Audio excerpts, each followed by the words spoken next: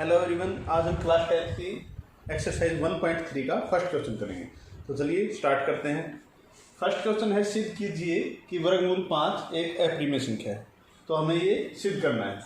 तो इसको सिद्ध करने से पहले मैं आपको कहूँगा कि आप इसकी प्रमेय 1.3 और प्रमेय 1.4 जरूर किताब में पढ़ लें और उसको समझ लें एक बार। और अगर आपको समझ में नहीं आएंगी तो उसका अलग से एक वीडियो डाल देंगे, उसमें आपको समझ में आ जाएंगे अच्छे से। तो हमें सिद्ध करना है कि वर्गमूल 5 एक अप्रिमेय संख्या है।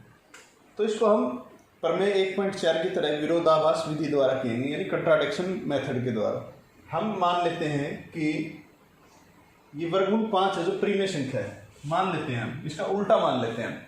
हम कल्पना करते हैं, मान लेते हैं कि वर्गमूल 5 अप्रिमेय नहीं है और परिमेय संख्या है। माना वर्गमूल 5 एक परिमेय संख्या है।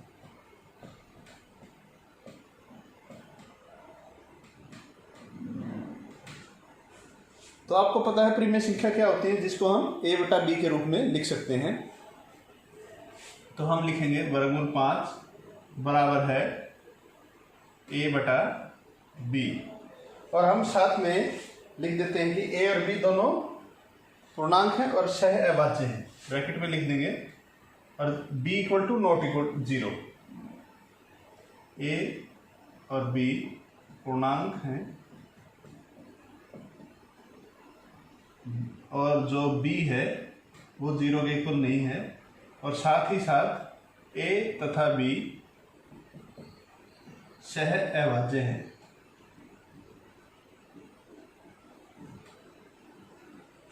सह अभाज्य का मतलब होता है दोनों में कोई भी कॉमन फैक्टर नहीं है, दोनों में कोई भी समान गुणनखंड नहीं है, उभयनिष्ठ गुणनखंड नहीं है। किसी भी संख्या से ये दोनों आपस में भाग नहीं होती कोई कॉमन संख्या से। तो चलिए स्टार्ट करते हैं। वर्गमूल 5 को हमने परिमेय संख्या मान लिया और इसको लिख दिया a बटा b के रूप में। अब इसको हल करेंगे। इधर ये जो इसका हर है इसको इधर लेके आएंगे तो गुना हो जाएगा। वर्गमूल 5 गुना में b बराबर a। अब दोनों तरफ वर्ग करने पर, दोनों तरफ हम वर्ग करेंगे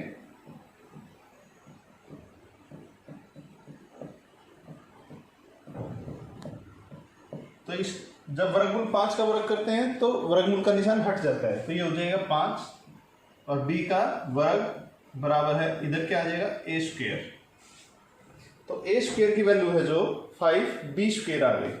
तो ये b है हमारा 5b स्क्वायर। तो इसका मतलब क्या है, जो a स्क्वायर है 5 और b के गुणनफल के बराबर है। यानी जो a स्क्वायर है b स्क्वायर से भी भाग हो जाएगा और 5 से भी भाग हो जाएगा।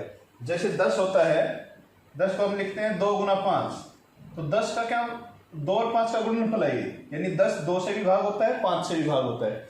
तो जो a स्क्वायर है अगर वो 5b स्क्वायर के इक्वल है तो इसका मतलब ये 5 से भी भाग होता है और b स्क्वायर से भी भाग होता है। तो हम लिख सकते हैं कि जो a स्क्वायर है 5 से भाज्य है। अगर 5 से भाज्य है a स्क्वायर तो जो प्रमेय हमारी 1.3 है उसके द्वारा हम कह सकते हैं कि a है जो वो भी 5 से भाज्य होगा।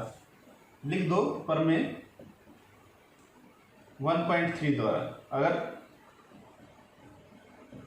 प्रमेय नहीं पता 1.3 है या 1.4 है, अगर कंफ्यूजन है तो खाली ऐसे भी लिख सकते हैं आप प्रमेय द्वारा। अगर a स्क्वायर 5 से भाज्य है तो a भी 5 से भाग होगा, यानी a भी 5 से भाज्य होगा। तो अभी तक हमने दिखाया कि a है जो 5 से भाज्य है। तो अब चलो आगे करते हैं इसको। तो a 5 से भाज्य है, ये जो इक्वेशन है हमारी ये वाली, इसको हम मान लेते हैं इक्वेशन नंबर 1। तो इस इक्वेशन को हमें याद रखना है अभी। तो हम आगे करते हैं इसको अभी। तो हमारी इक्वेशन नंबर 1 है 5b स्क्वायर बराबर a स्क्वायर। हमने अभी सिद्ध किया कि a 5 से भाज्य है। तो a 5 से भाज्य है, इसका मतलब क्या है कि a को हम क्या लिख सकते हैं, इक्वल टू 5c, यानी 5 का गुणनफल है। मतलब a है जो 5 का गुणनफल है। जैसे अगर हम लिखें कि 10 है जो 5 से भाज्य है, तो 10 को हम क्या लिख सकते हैं, 2 गुना में 5, यानी 5 से भाज्य है। 10 2 से भाज्य है। ऐसे ही मान लो 15 है, 15 3 से भाज्य है अगर हम कहते हैं, तो 15 को हम क्या लिख सकते हैं, 3 गुना में 5, यानी किसी का गुणनफल है ये, 3 गुना में कोई संख्या है। अगर a 5 से भाज्य है तो इसका मतलब a बराबर हम 5c लिख सकते हैं। तो a = 5c आ गया हमारा। तो यहाँ से जो a की वैल्यू है इक्वेशन नंबर 1 में हमें रखनी है। तो लिखेंगे a का मान समीकरण नंबर 1 में रखने पर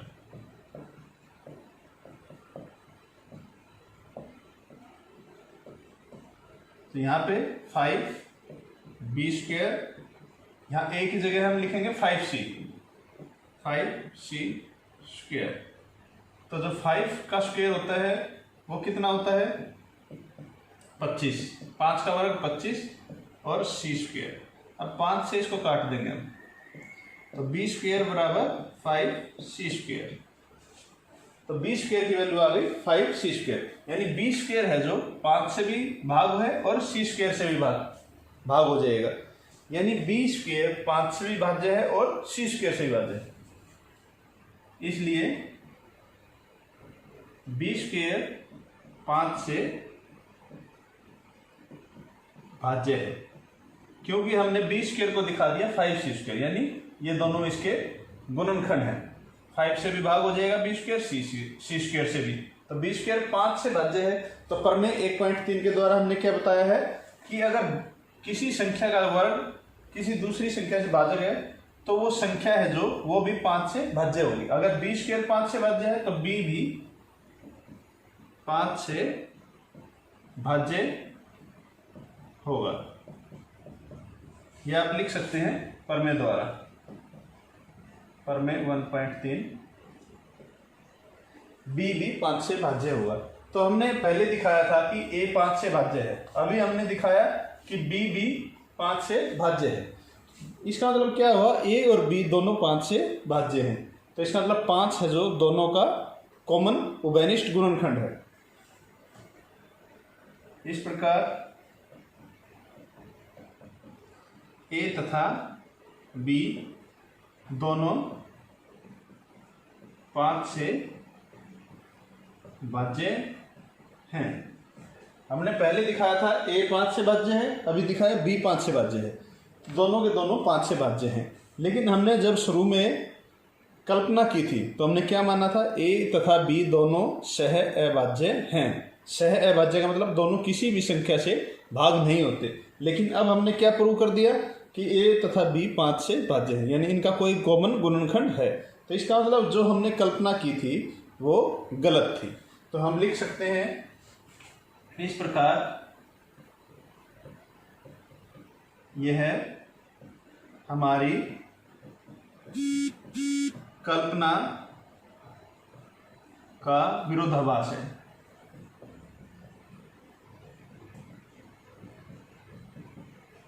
ये हमारी कल्पना का विरोधाभास है, यानी जो हमने माना था वो सही नहीं है। यानी वर्गमूल 5 हमने प्रीमेय संख्या मानी थी, वो गलत है। तो वर्गमूल 5 क्या है, एक अप्रीमेय संख्या है।